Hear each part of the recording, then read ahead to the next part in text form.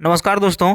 तो इस वीडियो में हम लोग ज्योग्राफी के कुछ इंपॉर्टेंट प्रश्न को करने वाले हैं जो आपके किसी भी तरह की परीक्षा के लिए बहुत ही ज़्यादा महत्वपूर्ण है। तो वीडियो के अंत तक आप बने रहिएगा। इसमें हम लोग टोटल 30 प्रश्न को कवर करने वाले हैं। तो चलिए हम लोग शुरू कर लेते हैं पहला प्रश्न से। देखिए पहला प्रश्न क्या है, भूगोल का जनक किसे कहा जाता है। सही उत्तर हो जाएगा ऑप्शन डी, हिकेटियस को। हिकेटियस को भूगोल का जनक कहा जाता है। अगला प्रश्न है, भूगोल के लिए जियोग्राफिका शब्द का प्रयोग सर्वप्रथम किसने किया था। देखिए भूगोल के लिए जो जियोग्राफिका शब्द का जो सर्वप्रथम प्रयोग हुआ था वो किया था इरेटोस्थनीज ने, यानी कि ऑप्शन डी यहाँ पर आपका सही हो जाएगा। ठीक है। अगला प्रश्न है, मानव भूगोल का पिता निम्नलिखित में से किसको कहा जाता है। 3 नंबर प्रश्न है।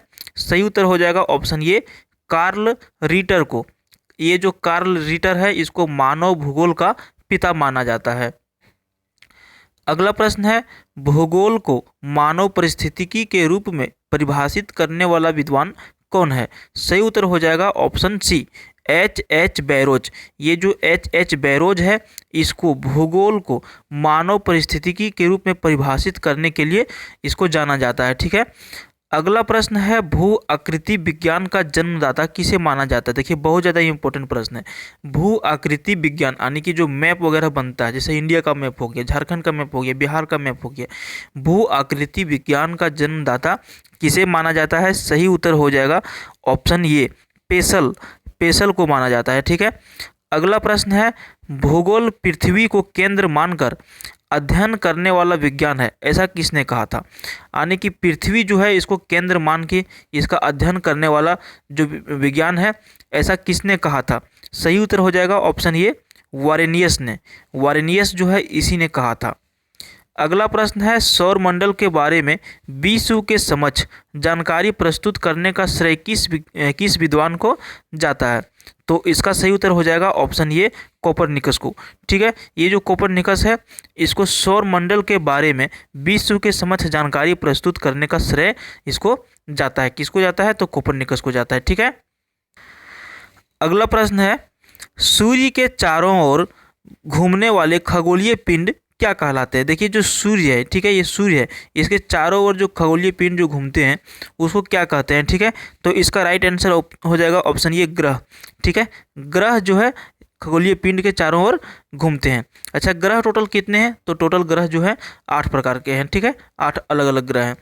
अगला प्रश्न है, भूगोल भूतल का अध्ययन भूगोल जो है भूतल का अध्ययन है, ऐसा किसने कहा था। राइट आंसर हो जाएगा ऑप्शन सी, कांट ने।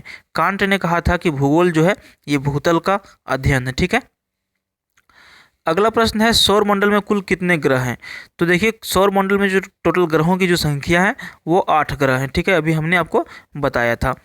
अगला प्रश्न है, किसी ग्रह के चारों ओर परिक्रमा करने वाले छोटे आकाशीय पिंड को क्या कहा जाता है।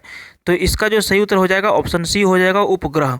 क्या प्रश्न पूछ रहा है कि किसी ग्रह के चारों ओर, कोई ग्रह है जिसके चारों ओर परिक्रमा करने वाले छोटे आकाशीय पिंड जो होते हैं उसे क्या कहा जाता है, उपग्रह कहा जाता है। ठीक है। अगला प्रश्न है, ग्रहों की गति का नियम प्रतिपादित किसने किया था। देखिए ग्रह का जो गति का जो नियम है उसको जो प्रतिपादित किया था, उसको जो खोज किया था वो किसने किया था। सही उत्तर हो जाएगा ऑप्शन ये, केपलर ने। केपलर के द्वारा ग्रहों के गति का नियम को प्रतिपादित किया गया था। ठीक है। अगला प्रश्न है, नॉर्वे में अर्धरात्रि के समय सूर्य कब दिखाई देता है। तो देखिए नॉर्वे जो है वहाँ पे अर्धरात्रि के समय में भी सूर्य दिखाई देता है, लेकिन कब दिखाई देता है, एक एग्जैक्ट डेट में दिखाई देता है। इसका राइट आंसर हो जाएगा ऑप्शन बी, 21 जून को। 21 जून को नॉर्वे में अर्धरात्रि के समय में भी सूर्य को देखा जा सकता है। ऐसा भी कहा जाता है, या फिर एक प्रश्न ऐसा भी है कि किस देश में रात यानी कि रात में भी सूर्य दिखाई देता है, तो ये हो जाएगा नॉर्वे में। ठीक है। अगला प्रश्न की ओर बढ़ते हैं, सौरमंडल की खोज किसने की थी। तो इसका सही उत्तर हो जाएगा ऑप्शन ए, कोपरनिकस ने। अगला प्रश्न है, सौरमंडल का जन्मदाता किसे कहा जाता है। सौरमंडल का जन्मदाता कहा जाता है, किसे कहा जाता है। सही उत्तर हो जाएगा ऑप्शन डी, सूर्य को। ठीक है। चलिए अगला प्रश्न की ओर बढ़ते हैं, एक ग्रह की अपने कक्ष में सूर्य से अधिकतम दूरी को क्या कहा जाता है। एक ग्रह जो है वो अपने कक्ष में है और सूर्य से अधिकतम दूरी के समय उसको क्या कहा जाता है। सही उत्तर हो जाएगा ऑप्शन बी, अपसौर। इसको क्या कहा जाता है, यदि सूर्य से अधिकतम दूरी पर हो तो अपसौर कहा जाता है। अगला प्रश्न है, एक ग्रह की अपने कक्ष में सूर्य से न्यूनतम दूरी को क्या कहा जाता है? तो इसका सही उत्तर हो जाएगा ऑप्शन ए उपसौर। अभी हम लोगों ने देखा कि सूर्य से जो है अधिकतम दूरी हो उसको हम लोग क्या कहते थे? अपसौर कहते थे, और इसमें क्या कहा जाता है? उपसौर कहा जाता है। तो ये दोनों प्रश्न में से एक प्रश्न जरूर पूछ लिए जाते हैं, इसलिए आप दोनों को कंप्लीट कर लीजिएगा। वीडियो पसंद आ रहा है तो लाइक कर दीजिए और चैनल को सब्सक्राइब कर लीजिएगा अधिकतम वीडियो देखने के लिए जीके के, ठीक है। अगला प्रश्न की ओर बढ़ते हैं। देखिए, अंतरिक्ष में कुल कितने तारामंडल हैं? तो देखिए इसका सही उत्तर हो जाएगा ऑप्शन डी 89। अंतरिक्ष में जो है कुल 89 तारामंडल हैं। अगला प्रश्न है, पार्थिव ग्रहों की संख्या कितनी है? सही उत्तर हो जाएगा ऑप्शन सी 4। पार्थिव ग्रह की जो संख्या है वो 4 है। अगला प्रश्न है, ब्रह्मांड में विस्फोटी तारा क्या कहलाती है? तो देखिए, ब्रह्मांड में जो विस्फोटी तारा के जो नाम से जाना जाता है उसे कहा जाता है अभिनव तारा, यानी कि ऑप्शन बी यहाँ पर सही हो जाएगा। अभिनव तारा को जो है ब्रह्मांड में विस्फोटी तारा के नाम से जाना जाता है। अगला प्रश्न है, निम्नलिखित में से कौन एक तारा है? 4 ऑप्शन आपके सामने है, पृथ्वी, शुक्र, सूर्य और चंद्रमा। तो देखिए, यदि तारा की बात हो कि कौन सा एक तारा है इसमें से, तो इसमें से सूर्य जो है एक तारा है। सूर्य क्या है? एक ग्रह नहीं है, एक तारा है, ठीक है। और सबसे नज़दीक यदि आपसे पूछा जाए कि कौन सा तारा सबसे नज़दीक है तो सूर्य है। अगर यदि सेकंड नंबर में पूछा जाए कि तारा सबसे अधिक दूरी पर जो सेकंड नंबर पर है उसको क्या कहते हैं, तो उसको कहा जाता है प्रोक्सिमा सेंचुरी, ठीक है। अगला प्रश्न की ओर बढ़ते हैं। सूर्य प्रकाश धरती तक पहुंचने में कितने मिनट लेता है? जो सूर्य का प्रकाश जो है धरती तक पहुंचने में ये जो समय लेता है टोटल 8 मिनट 30 सेकंड के आसपास, ठीक है। तो ये इसका सही उत्तर हो जाएगा। अगला प्रश्न है, सूर्य के सबसे दूर कौन सा ग्रह स्थित है? तो सूर्य से सबसे अधिक दूरी पर जो ग्रह स्थित है ये है वरुण ग्रह, ठीक है। ऑप्शन सी यहाँ पर सही हो जाएगा। अगला प्रश्न है, कौन सा ग्रह सूर्य के सबसे निकट स्थित है? बहुत ज़्यादा इंपॉर्टेंट प्रश्न है ये दोनों, वरुण वाला और ये किए। कौन सा ग्रह जो है सूर्य के सबसे अधिकतम निकट पर स्थित है? सही उत्तर इसका हो जाएगा ऑप्शन ये बुध, ठीक है। ये जो बुध ग्रह है ये सूर्य के सबसे अधिकतम निकट में स्थित है। अगला प्रश्न है, किस ग्रह में चंद्रमा की तरह कलाएं होती है?